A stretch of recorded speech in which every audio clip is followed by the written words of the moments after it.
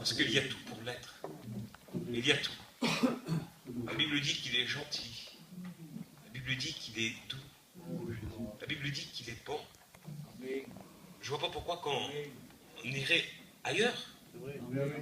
Dans le monde, il n'y a rien à gagner. Il y a tout à perdre.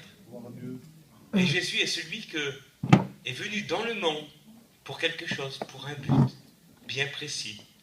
Et nous allons le lire ensemble. Parce que c'est ce qu'il est venu faire. Et j'espère de tout mon cœur que ce soir, il continue à le faire. Et si du moins tu le laisses faire, si du moins tu lui ouvres ton cœur, et que tu lui dis, c'est de toi que j'ai besoin, il se fera un plaisir de venir, un plaisir. On va demander à mon ancien Tony qui se lève et qui prie pour moi. Amen. Seigneur, c'est devant toi que nous sommes. Amen. Nos regards sont sur toi. Alléluia. Tu es notre Dieu, Seigneur. Et quelle vérité que sans toi on ne peut rien faire. Alors nous te prions de bénir ton jeune serviteur. Amen. Et de lui accorder toute la liberté de l'Esprit Alléluia. Saint, afin de pouvoir exprimer le message de Dieu, afin que les cœurs soient convaincus de péché et que des âmes soient sauvées ce soir. Amen. Nous te le demandons par le nom de Jésus. Amen. Gloire à Dieu. Amen. Nous allons lire ce court verset qui est l'un des plus merveilleux. Il est écrit dans le livre de Luc, chapitre 19, et verset 10. Car le Fils de l'homme est venu et chercher et sauver ce qui était perdu. Amen. Je ne sais pas si vous réalisez, mais essayez de le vivre. Car le Fils de l'homme, qui est Jésus, c'était le nom qu'on lui a donné, on lui a donné ce nom, car le Fils de l'homme est descendu. Jésus est descendu. Il est venu à poser ses pieds sur la terre. Il est celui qui a vécu parmi les contemporains de son époque. Ceux qui l'ont touché, ceux qui l'ont écouté, ceux qui l'ont regardé. Jésus n'est pas un conte de fées. Il est réel. Il est celui qui est venu. Il est descendu. Et ce qui touche mon cœur, c'est qu'il est venu chercher. Donc ce n'est pas à moi de descendre de l'estrade et de dire, mon frère, Dieu te cherche. Ce n'est pas à moi de le faire. C'est lui qui le fait. Quand on ouvre notre cœur, il est celui qui vient et qui descend. Et il descend toujours, ainsi qu'il est écrit dans la Bible, qui est le livre saint, la parole de Dieu. Il dit que quand vous serez réunis deux ou trois, je serai là. Alors il est là ce soir. Il est celui qui est présent. Il est celui qui peut mettre le doigt sur toi et qui peut réparer ton cœur brisé. Si tu le laisses faire, il va faire des choses merveilleuses. Merveilleuses. Si nous réalisons la vie de Bartimée, elle n'était pas fameuse. Sa vie n'était pas à lui un conte de fées, mais sa vie était réelle, c'était sa vie à lui. C'était ce qu'il vivait, ce qu'il avait. Chaque jour, c'était quelque chose, c'était un désastre, un chaos. Oui, mais le Fils de l'homme est descendu. Et il a tout changé. Il a réussi à ouvrir son cœur. Il a lui crier de toutes ses forces. Peut-être le peu de force qui lui restait. Peut-être le peu d'intelligence qu'il avait. Mais il a réussi quand même à dire, écoute, fils de David, délivre-moi, sauve-moi. Et le fils s'est arrêté. Et il l'a regardé. Viens, je vais faire quelque chose pour toi. Et il retrouva la vie. Est-ce que l'évangile est compliqué? Non, elle est facile. Elle est facile. Il faut l'écouter. Je ne sais pas vous, mes amis, mais cet homme qui était attaché dans les sépulcres, la seule chose que les gens ont fait de bien pour lui, c'est de l'attacher. Ou de le mettre dans un lieu isolé, où on essayait de le mettre dans des coins où il ne jeûnerait pas, parce qu'on n'en voulait pas. Il était quelqu'un qui était d'une nature beaucoup trop mauvaise pour nous. Et pourtant, la Bible dit que on peut être comme cet homme, d'une nature méchante. On peut être d'une nature de colère. On est comme ça. Et alors les gens de la société, pour bien faire, nous jettent. Nous jettent. Je bénis Dieu. Amen. Jésus lui vient, il descend et il cherche. Et il sauve. Quand que tout est fini, quand tout est terminé, il est là. Et quand on lui ouvre notre cœur, il est là. Et il cherche. Ce n'est pas un prédicateur qui cherche. La Bible dit qu'il rajoutait à l'église ceux qui étaient sauvés. Il va les chercher, il les amène et il les sauve. Je ne sais pas quel évangile vous voulez vivre. Mais moi, c'est celle-ci que je veux vivre. Il est venu me chercher, et j'ai mis mon dépôt entre ses mains, et il le garde. Et il est précieux pour lui. La Bible dit qu'il nous aime d'un amour éternel. Je ne veux pas aller ailleurs. Mais si vous réalisez la vie de ces hommes-là, on peut parler de la Samaritaine. Il est descendu pour elle aussi. C'est une femme qui avait fait beaucoup parler d'elle. C'était quelqu'un qui était, excusez-moi, qui en avait fait beaucoup. Mais Jésus, quand il vient, lui, il cherche, et quand il pardonne, il ne remet pas sur le plat ce qui a été fait, mais il efface le plat. Il efface tout. Et il redonne quelque chose de vivant. Ce n'est pas quelque chose de mort. Vous savez, quelque chose qui est, c'est fini, terminé. Non, non. Il dit, écoute, ce que tu vivais, c'était la mort. Aujourd'hui, tu vas vivre quelque chose de vivant. C'est la vie, ça. Et il la transmet, il la donne. Et il nous pousse à aller plus loin. Mais quand on le découvre, la Bible dit que le découvrir, c'est découvrir la vie. C'est de passer à la mort à la vie. Des ténèbres à la lumière. Alors il est venu chercher beaucoup d'hommes.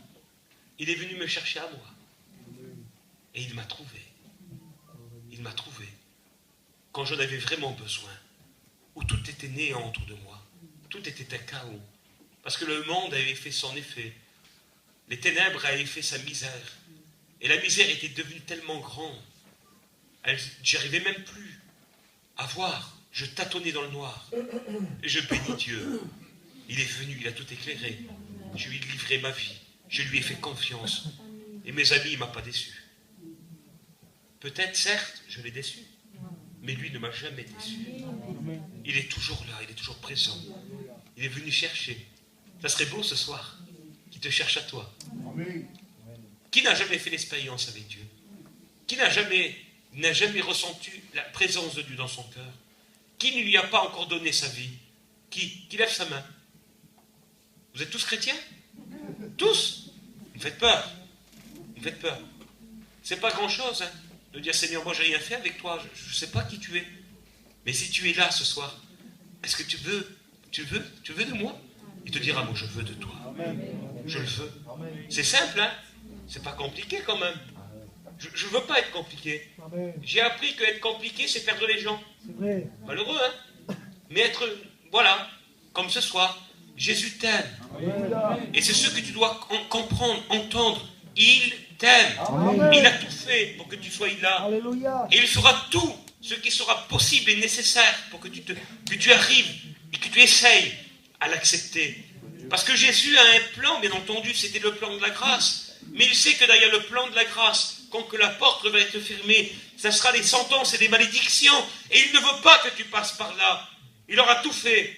Il aura essayé de te chercher, de t'enlever, de t'arracher. On sera chercher une grande misère, et une misère éternelle, plus que celle-ci qu'on est en train de vivre sur la terre. Il faut réaliser, tu as besoin de lui. Lui n'a pas besoin de nous. Vous comprenez? Lui n'a pas besoin de nous. Il est servi dans son ciel. Les anges le servent. Et imaginez-vous, s'il n'est pas assez servi, il pourrait dire, je veux que 1000 milliards de milliards d'anges soient et me servent. Et il serait servi par 1000 milliards de 1000 d'anges. Et il le servirait. Parce que ce qu'il dit, sa bouche l'accomplit, et son saint bras le fait. Il est comme ça. Tout lui est possible à lui. Tout. Si ce soir, tu lui livres ta vie, que tu lui donnes ton cœur, il ne te trompera pas. Lui. Amen. Tu as été trompé, j'ai été trompé, on a été trompé, il faut le dire. Mais lui ne trompe pas. Amen. Lui, il ne sait pas faire ça. Il ne sait pas. Et je bénis Dieu. Il ne sait pas, lui. Écoutez, ces lépreux qui sont venus à lui, ces lépreux, ils avaient un cœur disposé, mais ils ont été lépreux pendant des années. Ils marchaient comme des lépreux, ils parlaient comme des lépreux. C'était des lépreux, quoi. Et quand ils ont reconnu qu'il avait le pouvoir pour les délivrer de tout cela, ils ont ouvert leur cœur. Combien d'années, combien de jours, combien de mois, une fraction de seconde. Jésus, si tu veux, tu peux me rendre pur. Et Jésus dit, je le peux. Et pur? Mais j'aimerais que vous réalisez, Jésus s'est trouvé toujours où il fallait, oui ou non? Il s'est toujours trouvé où il fallait. Quand Bartimée avait besoin, il était là. Quand Zachée en a eu besoin, il était là. Quand la Samaritaine en a eu besoin, il était là. Ça vous parle pas? Ça vous éveille pas? Quand les lépreux en ont eu besoin, il était là. Quand le paralytique en avait vraiment besoin, il était là. Et je ne veux pas prêcher un autre évangile que celui-là. Amen. Si vous en avez besoin, il est là. Amen. Si vous n'en avez pas besoin, il n'est pas là. Il n'est pas là. On ne vend pas Jésus. Il est beaucoup trop beau. Et il est beaucoup trop riche pour qu'on le vende. Il n'y en a pas assez d'argent pour l'acheter. Mais il veut souffrir gratuitement. La Bible dit, je frappe. Et il espère que quelqu'un sera assez intelligent. Parce que, écoutez, s'il frappe, c'est qu'il est venu à la porte. Non, sinon. Et c'est qui est venu, qui l'a appelé? On ne l'appelle pas, nous. Il vient, lui. Et il se met devant la porte. Il y a beaucoup ce soir. Imaginez-vous que devant chaque porte, la porte de votre cœur, bien sûr, il frappe. Il dit, tu me laisses entrer? Fais-moi un peu de place, allez. Allez, sois gentil, fais-moi un peu de place. Je vais te débarrasser de tout ce qui t'encombre, tout ce qui ne te va pas, tout ce qui te fait du mal, tous ces maux que tu es en train de vivre. Et surtout, vous savez qu'il revient? Vous le savez, ça? Vous avez failli me faire peur. Il revient. Qui peut me dire quand il vient? Allez, on fait la réunion ensemble. Quel point d'interrogation, hein? Mais écoutez, je vais vous faire une confidence. Jésus revient bientôt. Peut-être ce soir. Peut-être demain. Peut-être maintenant. Mais il revient. Et avant qu'il revienne, il serait bon de faire la paix avec lui. Vous savez, un enfant, j'en ai un. Hein, voilà. Quand il fait quelque chose, je dis, va faire la paix avec celui que tu as fait là. Vas-y, tu as fait une bêtise à réparer. Ah, il veut pas. Ah, il vient, vous avez bien vu, il est là. Il fait la paix? Oui. Il a fait grand-chose? Non. Mais il fallait qu'il le fait. Avec Jésus, c'est pareil. On vient devant lui et on dit, Seigneur, je suis rien devant toi. Je suis qu'une misère, Seigneur. Regarde ma vie. Regarde mon cœur. Regarde comment je suis. Seigneur, je fais que du mal. Je ne sais pas dire quelque chose de bon. Je ne sais pas, Seigneur, de mon foyer, faire quelque chose pour arranger. Je ne sais pas, je ne sais rien faire. Mais je viens à toi. Je te livre mon cœur. Je te demande, Seigneur, de me délivrer. De me délivrer. Je te demande de me laver. Et la Bible dit qu'il ne refuse pas. Il ne refuse pas. Il plaide même à son père. Il dit, Père, je suis un bon avocat. Il dit, écoute, je plaide pour lui. C'est ce que le père fait. Et le père dit, écoute, si c'est toi qui plaides, allez, acquittez, sauvez. Comprenez? La Bible dit qu'il a livré son sang pour nous. Et qu'il donne son sang pour la rançon qu'on ne pouvait pas payer. On était trop pauvres pour payer à Dieu. La Bible dit ces mots, que le rachat de l'âme de l'homme n'aura jamais lieu. Parce qu'ils sont pécheurs. Et ils ne peuvent pas donner à Dieu le prix qu'il faut. Et Jésus est venu. Amen. Ce beau verset qu'on a lu, il est descendu. Et il cherche. Non seulement il paye, non seulement il nous attire, et en plus il nous sauve. Mais c'est quoi comme évangile? C'est quoi cet évangile?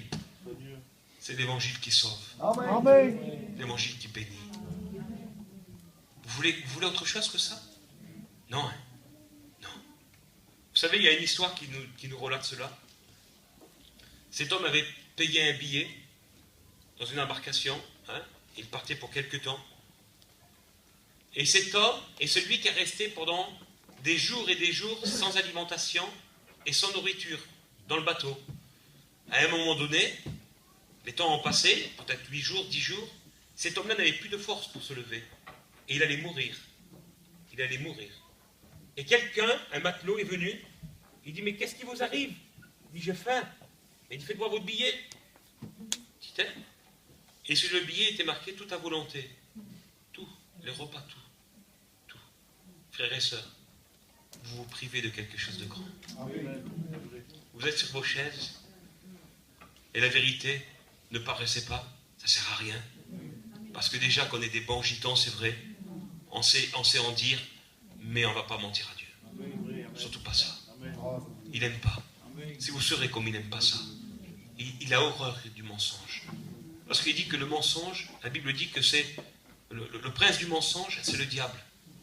Et il dit, j'aime pas le mensonge. Il en a horreur. Il dit, moi, c'est la vérité. Et quand on vient avec un cœur vrai devant lui, alors il est celui qui va nous bénir. Il est celui qui va nous remplir. Il est celui qui va même aller plus loin avec nous. Mais si on lui ment, il ne fera rien. Alors je pose une question ce soir. On va arrêter. L'heure passe trop vite. Je pense que j'ai été très simple. Pas la peine de compliquer. Jésus est là et cherche. Et je dis qu'il cherche quelqu'un ce soir, moi. Alors quelle sera la personne qui est la plus intelligente, qui va lever sa main plus vite que l'autre, en disant c'est moi qui cherche. Alors laquelle veut donner sa vie à Dieu? Laquelle, ou celui, qui c'est qui veut donner sa vie à Dieu? Il est là et il cherche. On ne brade pas Jésus, mais il te cherche. Qui veut donner sa vie? Alléluia. Il lève sa main tout simplement et il dit, moi je vais te donner ma vie, je vais te donner mon cœur. Je reconnais que tu es venu me chercher, alors je fais. Alors je demanderai à tous les chrétiens et toutes les chrétiennes qui prient Dieu, que les femmes se voilent. La réunion est importante. Et la Bible dit que pour une âme qui se repent, le ciel est en fête. Parce que Jésus est toujours content quand quelqu'un réalise qu'il était perdu et qu'il est sauvé. Alors le ciel se réjouit. Alors je demanderai une dernière fois. Et qui sait? Peut-être la dernière réunion. Réalisant. Qui veut de Jésus? Tu lèves ta main tout simplement. Gloire à Dieu. C'est bien. Gloire à Dieu.